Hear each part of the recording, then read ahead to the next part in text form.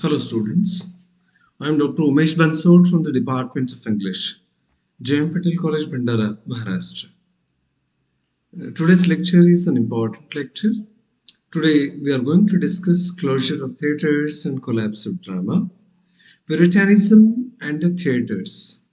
बहुत important topic को आज हम discuss करने जा रहे हैं. बहुत important terms को आज समझने की कोशिश करेंगे. आपके लिटरेचर के बैकग्राउंड पोर्शन में जो राष्ट्र संत तुकडोजी महाराज नागपुर यूनिवर्सिटी के बीए सेकंड सेम के स्टूडेंट के लिए प्रिस्क्राइब थे, उस बैकग्राउंड पोर्शन में ये एक इम्पोर्टेंट अहम टॉपिक है.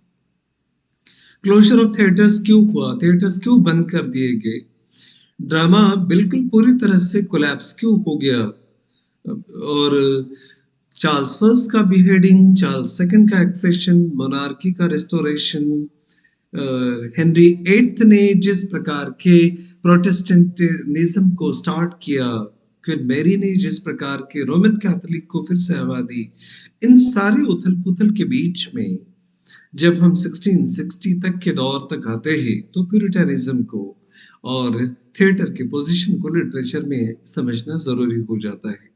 कुछ इंपॉर्टेंट वर्ड्स से पहले उनको हम समझते हैं. Puritanism is a belief that are based on strict moral and religious principles. सबसे पहले तो समझ लीजिए कि प्यूरिटनिज्म है क्या. प्यूरिटन का सिंपल मतलब होता है अगेंस्ट प्लेजर, किसी भी प्रकार के खुशी के खिलाफ. हंसना मना है प्यूरिटन्स के लिए. They never laughed. अब हंसना भी मना है, अम्यूजमेंट की कोई जगह नहीं, एंटरटेनमेंट पाप है. इस प्रकार की विचारधारा को लेके, एक एक्सट्रीमिस्ट विचारधारा को लेके प्यूरिटनिज्म का जन्म हुआ. Especially the principle that people should avoid physical pleasures. किसी भी प्रकार की शारीरिक खुशी को, आनंद को हासिल नहीं करना, इसी प्रकार का एक पर्पस लेके प्यूरिटनिज्म का जन्म हुआ. हमेशा इन लोगों ने बाइबल के उस सैड पार्ट को ही पढ़ा है. एक दुखद जो हिस्सा है बाइबल का, उसी को उन्होंने पढ़ा है, हमेशा उसी को आदर्श माना है. The Puritans were English Protestants in the 16th and 17th century. 16वीं और 17वीं शताब्दी में जो इंग्लिश प्रोटेस्टेंट्स थे, विरोध करने वाले थे, उनको हम प्यूरिटन्स के नाम से जानते हैं. पर प्रोटेस्टेंट्स और कैथोलिक ये क्रिश्चियनिटी के दो अलग अलग विश्वासों को मानने वाले मत प्रवाह के बीच में एक एक्सट्रीमिस्ट प्रोटेस्टेंट का ग्रुप भी है. अतिवादी जिसको कहते हैं, बहुत रिगरस विरोध करने वाले जो लोग हैं, वो प्यूरिटन ग्रुप में हम उनको मानते हैं. Who sought to purify the Church of England of Roman Catholic practices. अब ये जो प्यूरिटन्स आए, एक अलग विचारधारा को लेकर है. उनका पर्पस क्या था? Their purpose was to purify the Church of England. Church of England को प्यूरिफाई करना, शुद्ध करना. किससे? रोमन कैथोलिक प्रैक्टिसेस से. रोमन का चर्च अभी भी इंग्लैंड के चर्च को डोमिनेट कर रहा था. रोमन चर्चेस की जो प्रैक्टिसेस थी, जो रीति रिवाज थे, वो वही यहाँ पर दोहराए जाते थे. तो प्रोटेस्टेंट इस बात को मानते थे कि चर्च ऑफ इंग्लैंड, जो इंग्लैंड का सबसे बड़ा चर्च है, जहां से सारे रीति रिवाज, सारे कायदे कानून इंग्लैंड के सारे चर्चेस के लिए दिए जाते हैं आदेश, ये चर्च ऑफ इंग्लैंड को ही प्यूरिफाई किया जाए रोमन कैथोलिक प्रैक्टिसेस से या प्रभाव से. mentioning that the Church of England had not been fully reformed and should become more Protestant. वो चाहते थे कि इंग्लैंड के चर्च को प्यूरिफाई नहीं किया गया है, रिफॉर्म नहीं किया गया है, and they want that it should be more Protestant. वो चाहते थे कि ये फिर से प्रोटेस्टेंट बन जाए. Puritans became noted in the 17th century for spirit of moral and religious earnestness that informed their whole way of life. 17वीं शताब्दी में, 16वीं शताब्दी में प्यूरिटनिज्म को हम मार्क करते हैं, पर 17वीं शताब्दी आते आते ये रिलीजियस प्रोटेस्टेंट का जो स्पिरिट था, ये ज्यादा पावरफुल तरीके से हर जगह दिखने लगा था. We are discussing this religious background because it has influenced the literature as well. Puritans के साथ क्या हुआ, चर्चेस में क्या हुआ, इन सारी घटनाओं ने इंग्लैंड के इंग्लिश लिटरेचर को भी प्रभावित किया है. वहाँ के राइटिंग्स को प्रभावित किया है, थिएटर्स को प्रभावित किया है, पोएम्स को, ड्रामा को प्रभावित किया है। इसलिए हम इस रिलीजियस बैकग्राउंड को भी समझना चाहते हैं। And religious earnestness that informed their whole way of life, and they sought through the church reform to make their lifestyle the pattern of the whole nation. Puritans का आग्रह था कि जिस प्रकार के धार्मिक विश्वास को मानते हैं, जिस प्रकार के धार्मिक रीति रिवाजों में वो विश्वास करते, सारा देश उसी को माने। प्रोटेस्टेंट्स हमेशा ब्लैक कपड़े पहनते थे, काले कपड़े ही पहनते थे, हंसते नहीं थे, बाइबल का सिर्फ सैड पार्ट ही पढ़ते थे। तो वो चाहते थे कि इसी प्रकार का स्ट्रिक्ट रूल्स रेगुलेशंस सारे इंग्लैंड के लोग माने। And their efforts to transform the nation contributed both to civil war in England and to the founding of colonies in America. ये वही लोग थे जिनके कारण फिर इंग्लैंड में सिविल वॉर ब्रेक हुआ, और सिविल वॉर इंग्लैंड को देखना पड़ा। फिर ओलिवर क्रॉमवेल की एंट्री होती है, और फिर यही से ग्रुप निकलकर, चर्चेस से निकलकर भाग गया अमेरिका, और वहां पर इंग्लैंड की पहली कॉलोनी बनी। तो अमेरिका में प्यूरिटन लाइफ को इंट्रोड्यूस करने का, अमेरिका में इंग्लैंड की पहली कॉलोनी बनाने का, इंग्लैंड में सिविल वॉर को जन्म देने का भी एक प्रकार का काम इन्हीं प्रोटेस्टेंट की वजह से हुआ है। Therefore, these all incidents become important to discuss. अब प्यूरिटन जिस प्रकार से विश्वास करते थे उसमें डायरेक्टली रिलेशन है अपना लिटरेचर के साथ में कि थिएटर्स क्यों बंद हुए, why the theaters were shut down, closed, and why the drama collapsed. तो प्यूरिटानिज्म के इस मूवमेंट के चलते इंग्लैंड में थिएटर्स की हालत क्या थी वो भी समझना जरूरी है। Puritanism rose within the Church of England in the late 16th century. 16वीं शताब्दी के समाप्ति की तरफ ये प्यूरिटनिज्म का मूवमेंट इंग्लैंड में ज्यादा पावरफुल होने लगा, और 17वीं शताब्दी के आते-आते ये और पावरफुल बन गया। They believed that the Bible represented the true law of God.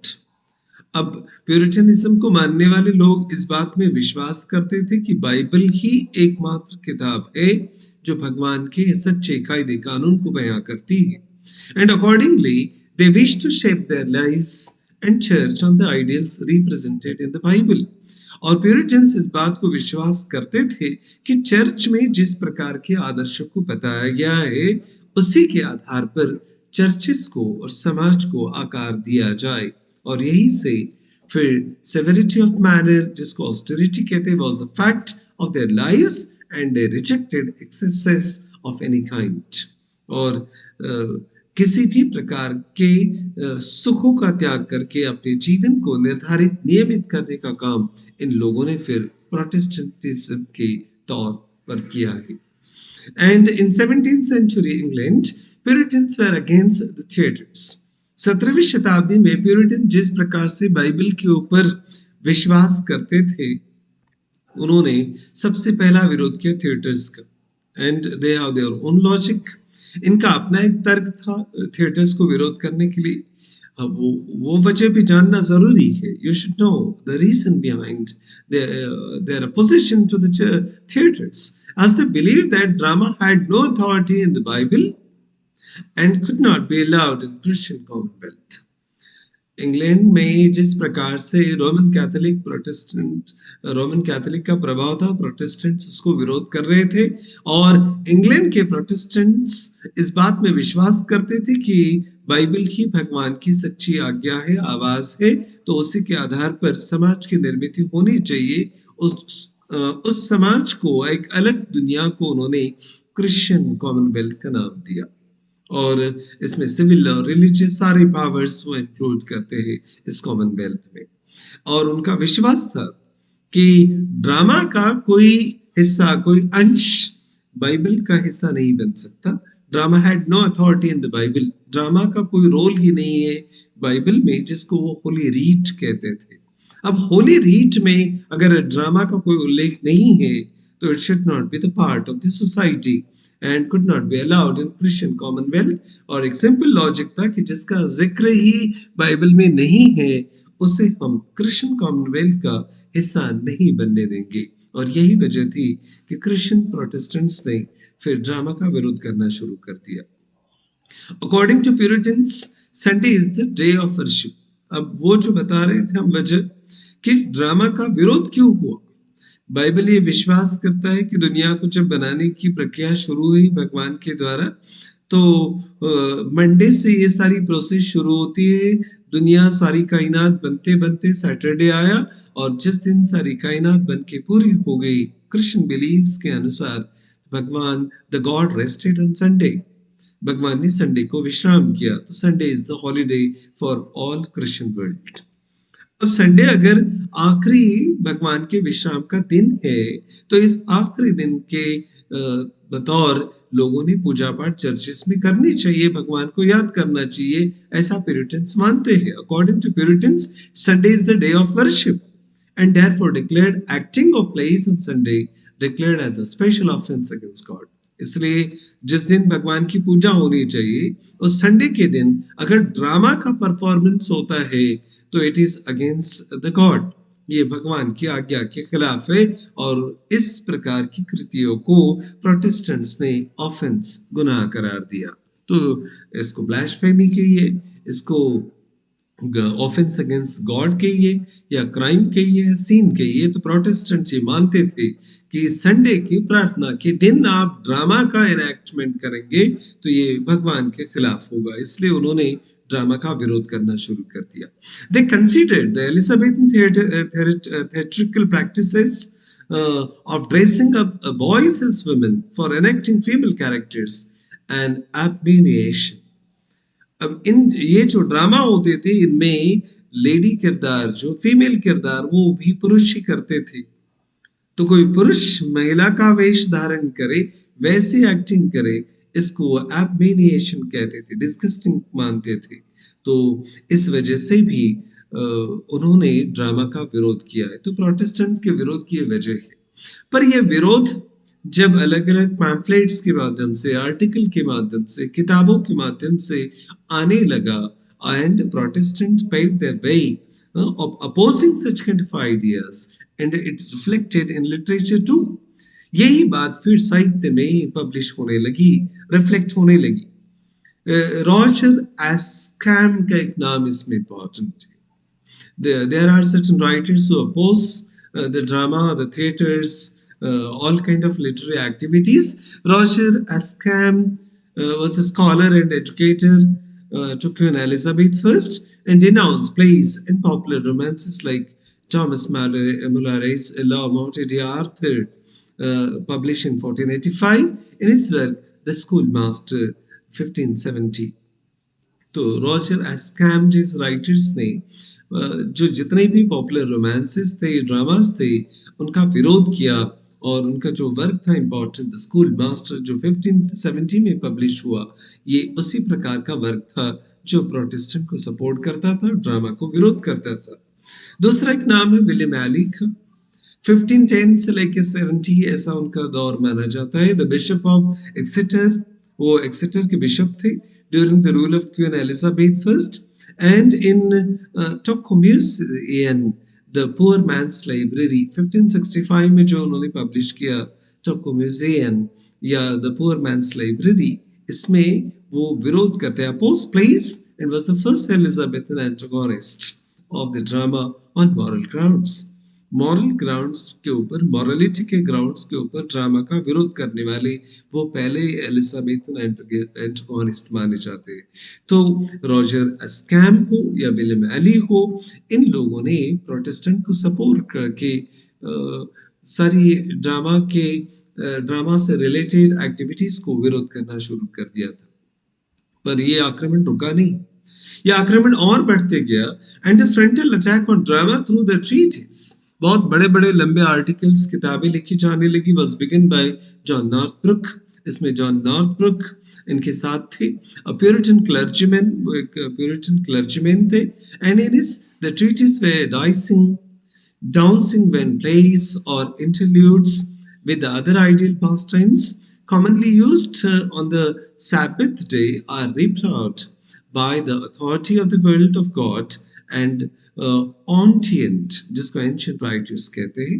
तो 1577 में ये अलग अलग प्रकार के ट्रीटीज लिखकर, आर्टिकल्स लिखकर भी उन्होंने अपना विरोध जताया, but it hardly garnered any public attentions.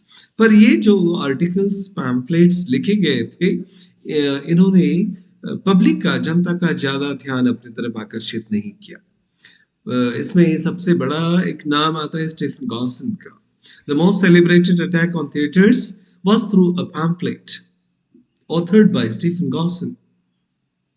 सबसे बड़ा जो अटैक हुआ है ड्रामा के ऊपर, थिएटर्स के ऊपर, उसमें सबसे इंपॉर्टेंट पैम्फलेट्स है स्टीफन गॉसन के, title the school of abuse, containing a pleasant invective against poets, pipers, players, oysters, and such like caterpillars of a commonwealth, setting up the flock of the defiants to their mischievous exercise, and overthrowing their black works by profane writers, natural reason and common experience। ये 1579 में लिखे कुछ pamphlets थे जिसके माध्यम से Stephen Gaussian ने हमेशा विरोध किया है ड्रामा का और थिएटर्स का।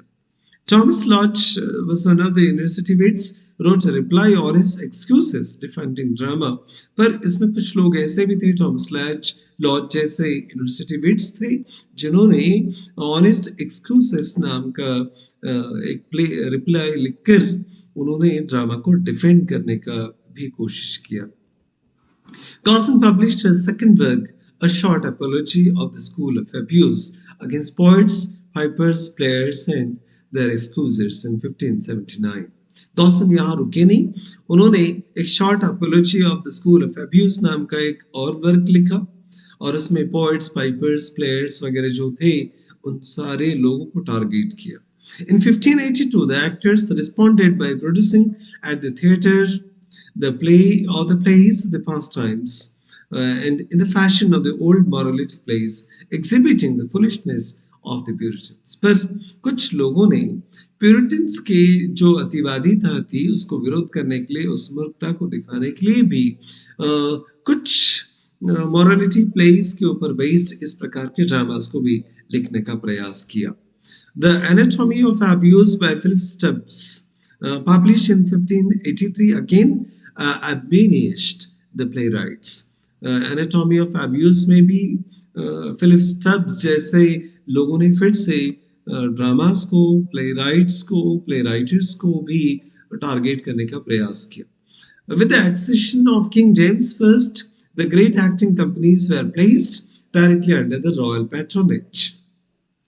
चार्ल्स किंग जेम्स फर्स्ट के सत्ता में आते ही सारी की सारी ड्रामा कंपनीज रॉयल पैट्रोनेज के अंडर चली गई, राजा के आधिपत्य में चली गई, and this did not weaken Puritan distrust of drama. पर प्यूरिटन का जो एटीट्यूड था ड्रामा के प्रति वो कुछ कम नहीं हुआ। As the court was regarded as corrupt, क्योंकि प्यूरिटन्स कोर्ट को करप्टेड मानते थे, and extravagant and wicked by them at the alliance only heightened their opposition towards drama. बहुत सारे प्यूरिटन्स ने फिर अलग अलग लोगों के साथ अलायंस की, और ये अलायंस उनको मजबूत करते गया। राजा ने भले ही ड्रामा को, थिएटर्स को पैट्रोनेज दिया हो, इससे सिर्फ विरोध बढ़ते गया, पर प्यूरिटन्स का एटीट्यूड ड्रामा के प्रति चेंज नहीं हुआ।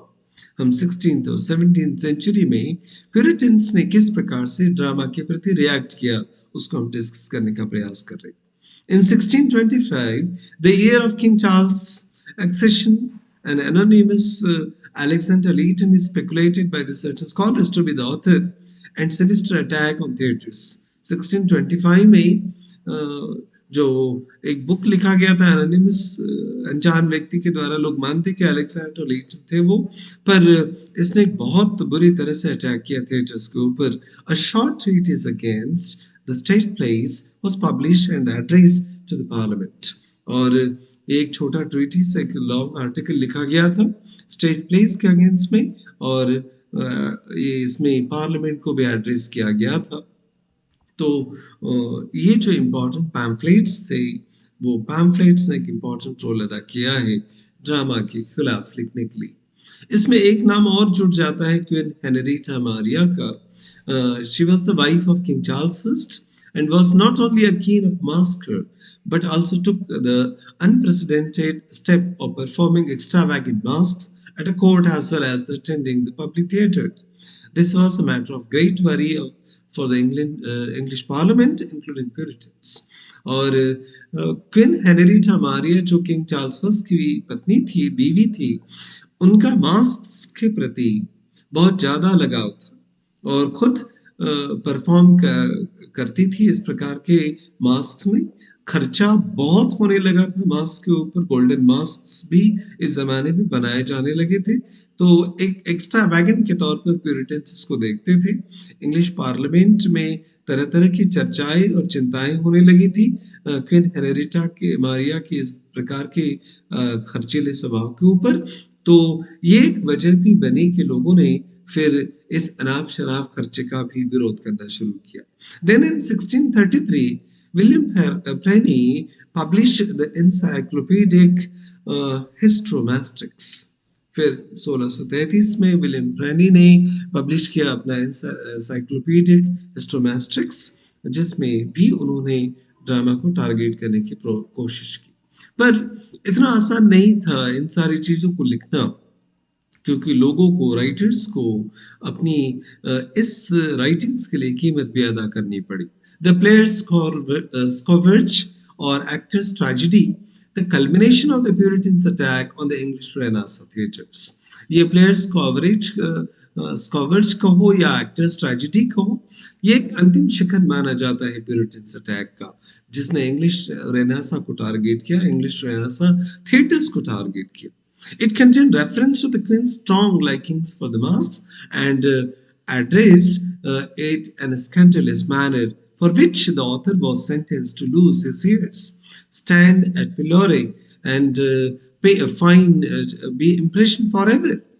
जिस किसी राइटर्स ने इस प्रकार के राइटिंग को लिखने का प्रयास किया, इस प्रकार के राइटिंग्स के खिलाफ प्यूरिटन्स ने उसको स्कैंडलस कहा, और जो राइटर्स थे उनको तो अपने कान भी गंवाने पड़े, काट दिए गए, एंड उनको पिलोरी के ऊपर ऐसे टाइटस ओट्स को जैसे पिलोरी के ऊपर खड़ा कर दिया गया था सर काटने के लिए। और फिर कुछ राइटर्स को तो पेनल्टी भी लगाएगी, आर्थिक दंड का प्रावधान भी किया गया और पूरी उम्र के लिए जेल में भी डाल दिया गया। तो इस प्रकार के राइटर्स को कीमत चुकानी पड़ी थी अपने राइटिंग्स के लिए।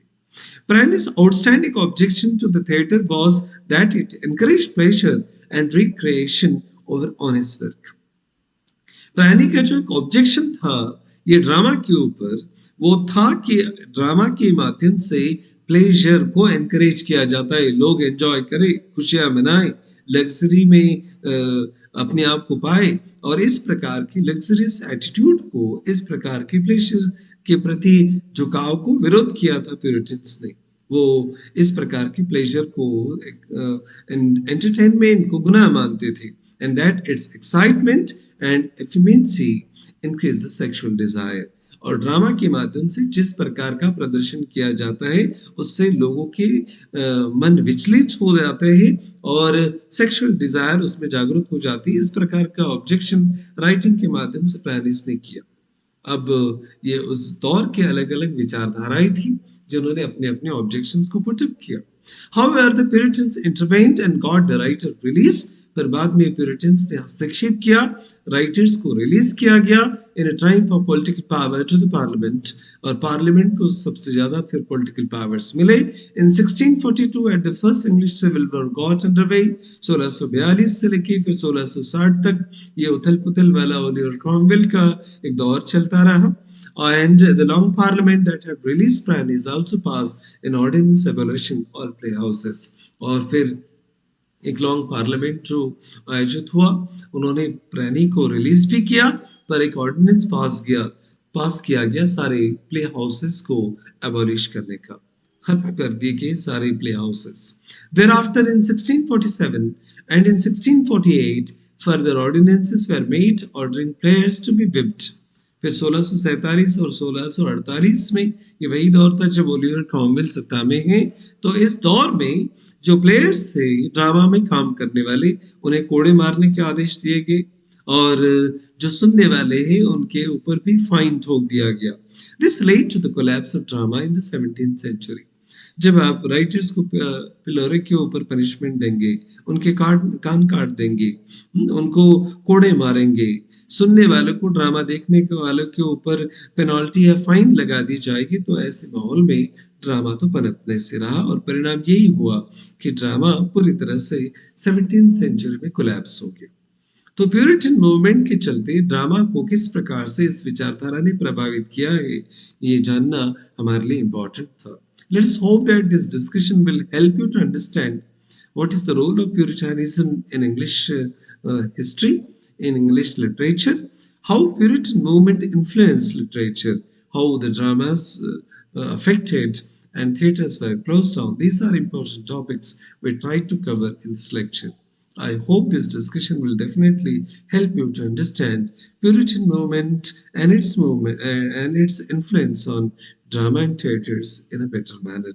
This video is also available on YouTube at Grammar Planet by Dr. Umesh Bansod. Thank you very much for watching this video.